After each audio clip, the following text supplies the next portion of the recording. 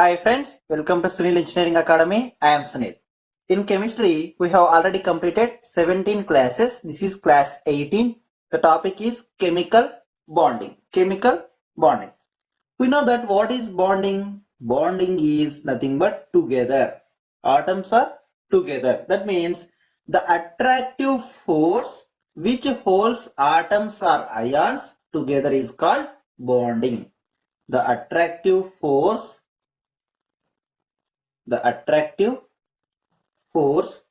which holds atoms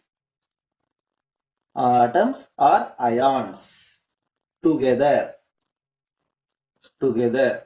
is called bonding. Here the very important bondings are ionic bond, covalent bond. There are also other bonds are there, hydrogen bonds and van der Waals bonds. In this, I want to discuss mainly ionic bond and covalent bond. First of all, ionic bond. Ionic, we can also call this ionic bond as electrovalent bond. Electrovalent bond. In this bond is due to attraction between positive and negative ions. This bond is due to attraction between the positive and negative ions. That means if you take the sodium, it will act as positive, and chlorine, it will act as negative. And that means it has positive atom and it has one negative atom. So here by transferring of this one atom to chlorine, then it forms NaCl.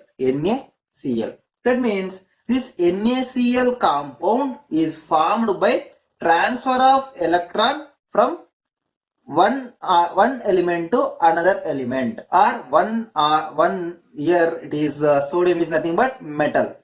Here chlorine is nothing but non-metal. So we can say that this compound is formed by transfer of electrons from metal to non-metal atom is called ionic compound, and this bond is ionic bond. Okay. And example of this ionic bond are NaCl, NaOH, calcium oxide, or NH4Cl, like this, or magnesium chloride, MgCl2. Okay, that means here these all are metals. Here chlorine, here oxygen, here chlorine, these all are non-metals. Okay, so we can say that the compounds are these ionic compounds are generally crystalline solids. Ionic compounds are generally crystalline solids, and they have definite shape.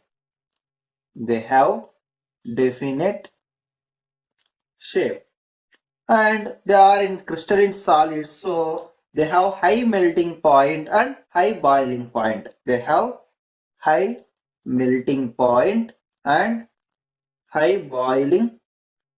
Because of their strong attraction. We know that in positive and negative there is a strong attraction. Due to this strong attraction, the melting point and boiling point are very high. Okay. The next bond, that is covalent bond.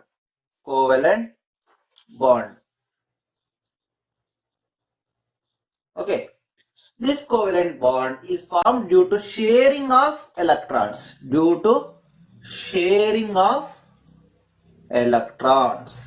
Between two similar or dissimilar atoms. Once again, this covalent bond is formed due to sharing of electrons between two similar or dissimilar atoms. For example, if you take the chlorine, formation of Cl2. In this, we know that each Cl atom has one electron short. It requires one electron short to form a octet. So here two chlorine atoms. If you take, this is one chlorine and here it is another chlorine. These two atoms form together to covalent bond. Here in this chlorine it has one atom, in this chlorine it has one atom short, so it shares these electrons or these atoms and to form a octet, to form the octet. For example, here chlorine has one atom required and here this chlorine also has one atom required. So these electrons are shared and to form a octet. Outermost shell is in octet. It is a very non-reactive element. So to form octet, each chlorine atom combines with another chlorine atom to share the electrons. Okay, then Cl2 forms. The bond between these Cl, or that means chlorine, is nothing but covalent bond.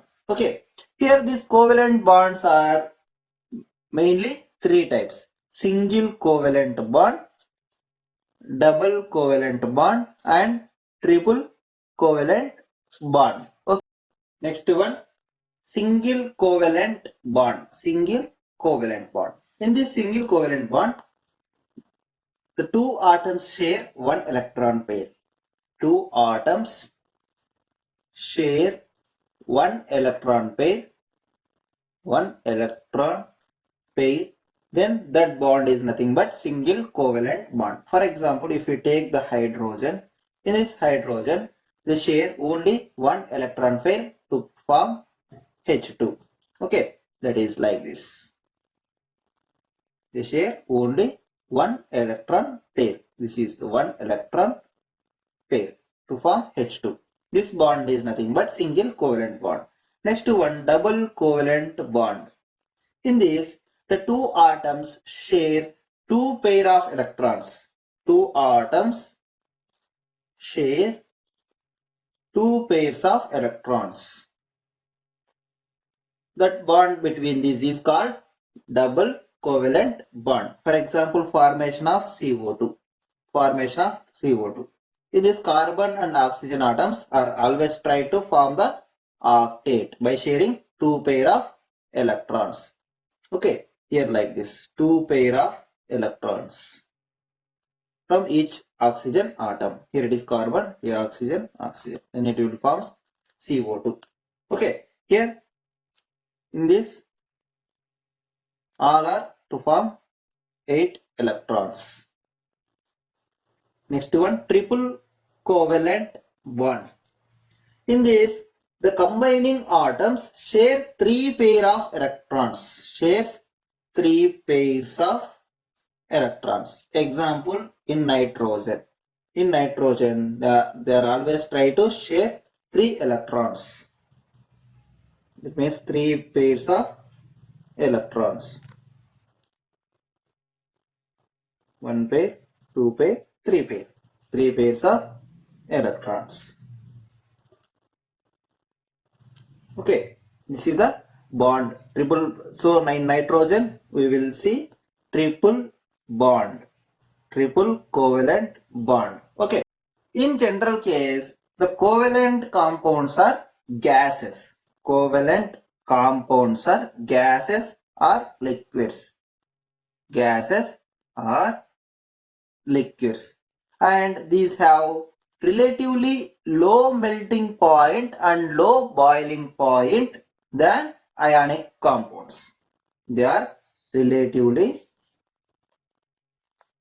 low melting point and low boiling point than ionic compounds. Ionic compounds. And now I want to discuss the molecule shape and bond angle and example. It is very, very important. Molecule shape and bond angle and example. Example. In case of hydrogen or carbon dioxide or ethane, C2H2. In this, we will get the linear shape. Molecule shape is linear, and linear means the bond angle is 180 degrees. Here, for carbon dioxide, it is very important. The molecule shape of this carbon dioxide is linear. Like this, here one carbon, here one oxygen and another oxygen. The shape of this molecule is linear, and this bond angle is 180 degrees. And the next examples, if you take BF3 or BCl3 or BH3, for this the shape is trigonal planar shape, and the bond angle is 120 degrees. And if you take CH4 methane or NH4 plus or CCl4, for this the shape of this is tetrahedral, and the bond angle is 109 degrees or 109.5 degrees. Okay, and for example PCl5 or PF5, for this the shape is trigonal bipyramid, and bond angles are 90 degrees or 120 degrees. In case of SF6 gas, SF6, for SF6 the bond angle is 90 degrees and the shape is octahedral. And in case of SO2 or ozone, for this bond angle is less than 120 degrees and the shape is bent shape. And in case of ammonia, it is very important. The shape of ammonia or molecule shape of ammonia or PH3 or PCl3. For this, the bond angle is less than 109 degrees. And shape is pyramid. It is very important. The molecule shape of ammonia is pyramid shape. And if you take water H2O or H2S, for this bond angle is less than 109 degrees or 28 minutes, and the shape is V shape or angular shape, and the final one is ClF3, and the bond angle is 90 degrees and shape is T shape. These are very important for exam point of view.